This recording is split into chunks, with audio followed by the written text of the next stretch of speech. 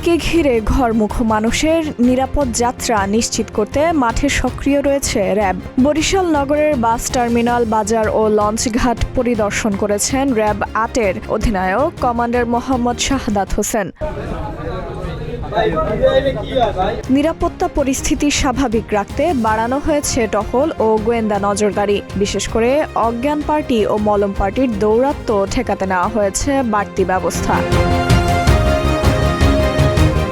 RAB ৮-এর অধিনায়ক commander Mohammad Shahadat Hossain বলেন, ঈদ উপলক্ষে আমরা বিশেষ পরিকল্পনা গ্রহণ করেছি। আমাদের পেট্রোল জোরদার করা হয়েছে, গোয়েন্দা নজরদারি বৃদ্ধি করা হয়েছে। কোনো দুষ্কৃতিকারীদের ছাড় দেওয়া হবে না। সার্বিক আইন শৃঙ্খলা স্বাভাবিক রাখার লক্ষ্যে আমরা আমাদের পেট্রোল জোরদার করেছি, রোবস পেট্রোল করছি আমরা। সেই সাথে আমাদের গোয়েন্দা নজরদারি আরো বৃদ্ধি করা হয়েছে।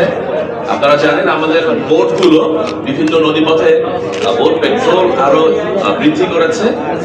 সেই সাথে আমরা ঘরমুখো মানুষ যখন ফিরছে তখন তাদের নিরাপত্তা করতে আমরা বিভিন্ন বাস টার্মিনালগুলোতে অজ্ঞান পার্টি, মলম পার্টি এই ধরনের চক্র যাতে কাজ না করতে পারে, তাদের দৌরাত্ম্য যাতে না থাকে সে গল্পে আমরা বদ্ধপরিকর আমরা কাজ করে যাচ্ছি। একই সাথে আমরা শহরের নিরাপত্তা বৃদ্ধি করবে পরিকল্পনা মোতাবেক সর্বোচ্চ সংখ্যক টহল আমরা ডিপ্লয় করেছি।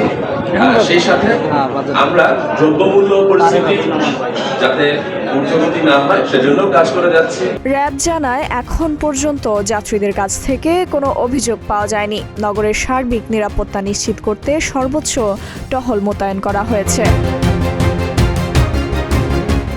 ঈদে ঘরে ফেরা মানুষের যাত্রা নির্বিঘ্ন করতে মাঠে রয়েছে আইনশৃঙ্খলা বাহিনী। র্যাব বলছে, যে কোনো ধরনের অপরাধ দমনে তারা থাকবে কঠোর অবস্থানে।